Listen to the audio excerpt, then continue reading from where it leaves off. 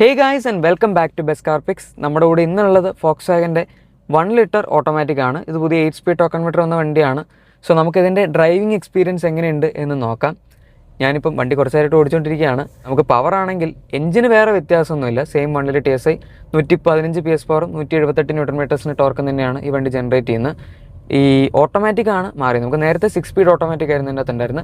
എയ്സിൻ്റെ gear box തന്നെയാണ്. Gear box അവർ പക്ഷേ കുറച്ചും കൂടി ലേറ്റസ്റ്റ് ആയിട്ടുള്ള ടോക്കൊക്കെ ഒന്ന് ഇമ്പ്രൂവ് ചെയ്തിട്ടുള്ള കുറച്ചും കൂടി എഫിഷ്യൻ്റ് ആയിട്ടുള്ള ഗിയർ ബോക്സ് അവർ ഇതിനകത്ത് കൊടുത്തെന്ന് മാത്രം. ഈ എയ്സിൻ്റെ ഗിയർ ബോക്സ് ഉപയോഗിക്കുന്ന ഒരുപാട് കമ്പനികളുണ്ട്. നമുക്കിനിയിപ്പം പതുക്കെ ബാക്കിയുണ്ടല്ലോ. അതായത് സിറ്ററിൻ്റെ വണ്ടികളുണ്ട്, പിന്നെ മാരുതി സുസുക്കിയുടെ വണ്ടികളിലെ 1.5 പിന്നെ 6 സ്പീഡ് ടോക്കൺ മീറ്റർ വരുന്ന സെയിം ഗിയർ ബോക്സ് ആണ്.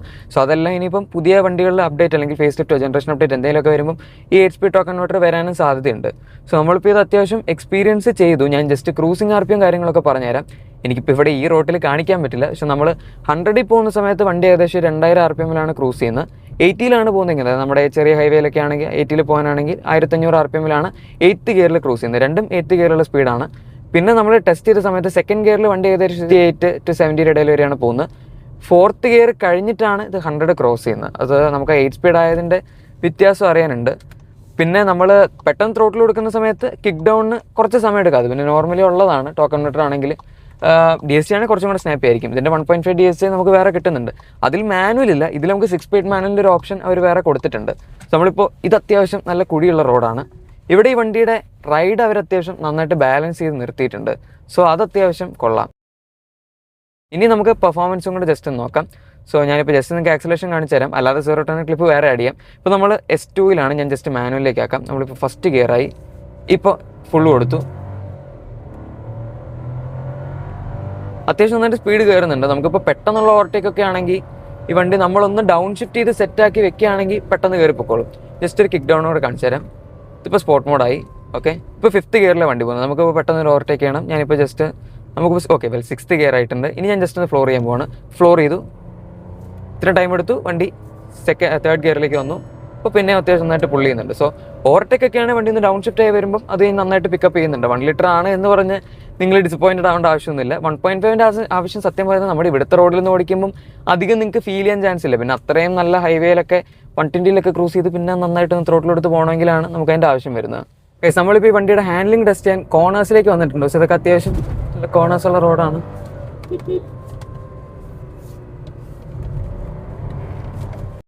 ബോഡി കൺട്രോൾ അത്യാവശ്യം നൈസാണ്. നമ്മളിങ്ങനെ വളവിലൊക്കെ പുഷ് ചെയ്യുന്ന സമയത്ത് വണ്ടി നന്നായിട്ട് തന്നെ സ്റ്റേബിളായിട്ട് പോകുന്നുണ്ട്. കണ്ടില്ലേ?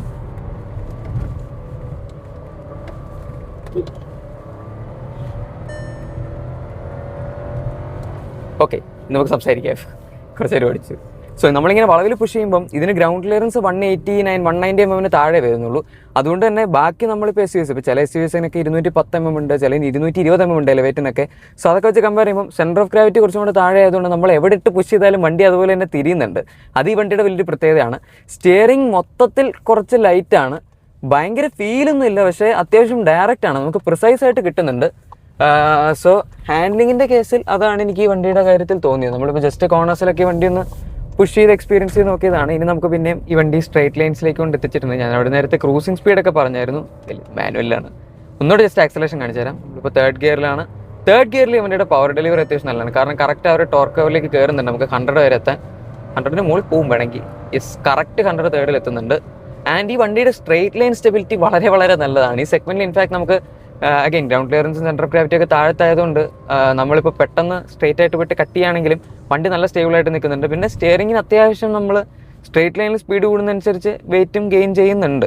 പിന്നെ നമുക്കൊരു 100-ലൊക്കെ പോകാനാണെങ്കിലും വണ്ടി 100-ൽ പോകാനാണെന്ന് അങ്ങനെ പോകുന്നുണ്ട് എന്നങ്ങനെ പ്രത്യേകിച്ച് ഫീൽ ചെയ്യുന്നില്ല. നല്ല കമ്പോസ്റ്റ് ആയിട്ടാണ് പോകുന്നത്. ഒരു SUV ഓടിക്കുന്ന ഫീലല്ല നമുക്ക് കിട്ടുന്നത്. കുറച്ചും കൂടെ SUVയുടെ ഗ്രൗണ്ട് ക്ലിയറൻസും ഉണ്ട്, പക്ഷെ എന്നാൽ ഒരു ഹാച്ച് ബാക്ക് പോലത്തെ ഒരു വണ്ടി ഓടിക്കുന്ന ഫീലാണ് നമുക്ക് ശരിക്കും കിട്ടുക ഓടിക്കുമ്പോൾ. സോ ഡ്രൈവിംഗ് പ്ലഷറിൻ്റെ കേസ് എടുക്കുമ്പോൾ അത് കുറച്ചും കൂടെ നല്ലതാണ്. നമ്മളതിൻ്റെ 0 to 100 ടെസ്റ്റ് ചെയ്ത് ജസ്റ്റ് ഒന്ന് കാണിച്ചു തരാം. മാനുവൽ മോഡിലാണ് വണ്ടി. പിന്നെ AC ട്രാക്ഷൻ കൺട്രോൾ സാധനങ്ങളെല്ലാം ഓഫ് ആക്കിയിട്ടുണ്ട്.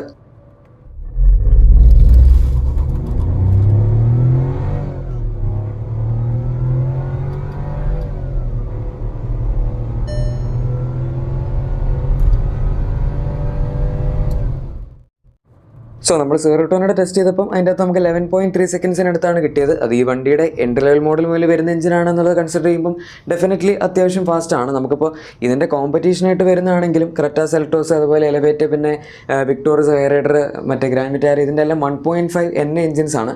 ടർബോ പെട്രോൾ നമുക്ക് ഈ ഒരു സെഗ്മെൻറ്റിൽ ബേസ് മോഡൽ മുതൽ കൊടുക്കുന്ന കമ്പനികൾ വളരെ കുറവാണ്.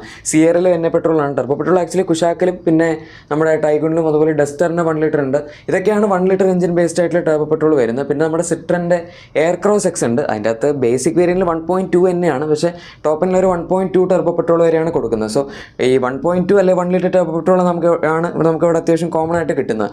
ആ ബാക്കിയുള്ള 1.5 NA എഞ്ചിൻസ് വെച്ച് കമ്പയർ ചെയ്യുമ്പോൾ ഇത് ടർബോ ചാർജ്ഡ് ആയതുകൊണ്ട് തന്നെ നമുക്ക് കുറച്ചും കൂടെ പവർ ഫീൽ ചെയ്യുന്നുണ്ട്. ഇപ്പോൾ ക്രെറ്റയുടെ ഒക്കെ ആണെങ്കിലും ഓൺ പേപ്പർ അതിന് 115 PS ഉള്ളൂ, പക്ഷേ അതിനേക്കാൾ ഇത് ഫാസ്റ്ററാണ്. നമ്മൾ ആ ടർബോയുടെ ബാൻഡിലേക്ക് കയറുകയാണെങ്കിൽ വണ്ടിക്ക് കുറച്ചും കൂടെ പുഷ് വരും, ഓവർടേക്ക് ചെയ്യാനൊക്കെ കുറച്ചും കൂടി എളുപ്പമായിരിക്കും.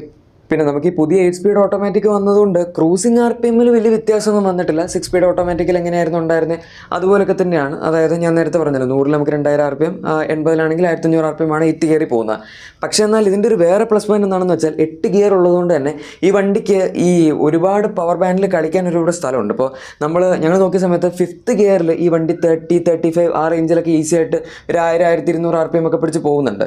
സോ അതായത് നമുക്ക് കുറച്ചുകൂടെ ഹയർ ഗിയറിൽ ലോവർ സ്പീഡിൽ ഈ വണ്ടിക്ക് ഇരിക്കാൻ പറ്റുന്നുണ്ട്. ആൻഡ് ഒരു 1000 to 2000 RPM ഇടയിലൊക്കെ ഇരിക്കുകയാണെങ്കിൽ അത്യാവശ്യം മൈലേജും കിട്ടും. കാരണം നമ്മുടെ അവിടെ ടർബോയുടെ സോണിലല്ല നമ്മളിരിക്കുന്നത്, അതുകൊണ്ട് തന്നെ നമുക്ക് അതിൽ നിന്ന് അത്യാവശ്യം മൈലേജ് എടുക്കാൻ പറ്റും. ഇതിൻ്റെ ക്ലെയിംഡ് മൈലേജ് മാനുവൽ ആണെങ്കിൽ 19.52 kmpl, ഓട്ടോമാറ്റിക് ആണെങ്കിൽ 19.98 kmpl ആണ് വരുന്നത്. റിയൽ ലൈഫിൽ നമുക്ക് സിറ്റി കണ്ടീഷൻസ് നല്ല ബ്ലോക്കൊക്കെ ആണെങ്കിൽ ഒരു 10-12 കിട്ടുള്ളൂ. അതിപ്പോൾ ഒട്ടുമിക്ക NA എഞ്ചിൻ ആണെങ്കിലും ടർബോ ആണെങ്കിലും എല്ലാത്തിലും ഈ റേഞ്ചൊക്കെ ഉണ്ടാവുള്ളൂ. പക്ഷേ ഹൈവേയിൽ നമ്മൾ അത്യാവശ്യം ഒരു 80-100 ആ റേഞ്ചൊക്കെ ക്രൂസ് ചെയ്ത് പോകണമെങ്കിൽ അത്യാവശ്യം നല്ല മൈലേജ് കിട്ടും. 20യുടെ അടുത്തേക്ക് 20+ വേണമെങ്കിൽ ചെയ്യാൻ പറ്റും. അത് നമ്മൾ ഓടിക്കുന്ന സ്റ്റൈൽ അനുസരിച്ചിരിക്കും. ഈ വണ്ടികൾ ടർബോ പെട്രോൾ എഞ്ചിൻസ് ഒരുപാട് പുഷ് ചെയ്ത് ഓടിക്കുകയാണെങ്കിൽ അതിനനുസരിച്ച് തന്നെ മൈലേജും വണ്ടിയുടെ കുറയും. പക്ഷേ ശാന്തമായിട്ട് ഓടിക്കുകയാണെങ്കിൽ നല്ല മൈലേജ് കിട്ടുകയും ചെയ്യും. അതാണ് എൻ്റെ വേറൊരു പ്ലസ് പോയിന്റ്. ഞാൻ ഈ വണ്ടിയുടെ പ്രൈസും ഡീറ്റെയിൽസും ഒക്കെ ഇവിടെ ആഡ് ചെയ്തേക്കാം. ഇതിൻ്റെ ബേസ് മോഡൽ ഇപ്പോൾ പുതിയ ഫേസ് ലിഫ്റ്റ് സ്റ്റാർട്ട് ചെയ്യുന്ന 11 lakhsലാണ് ഏകദേശം.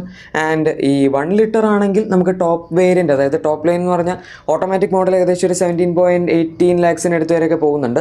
മാനുവൽ ആണെങ്കിൽ കറക്റ്റ് 16 ലക്ഷം രൂപയാണ് എൻ്റെ എക്സ്ഷോറൂം പ്രൈസ് വരുന്നത്.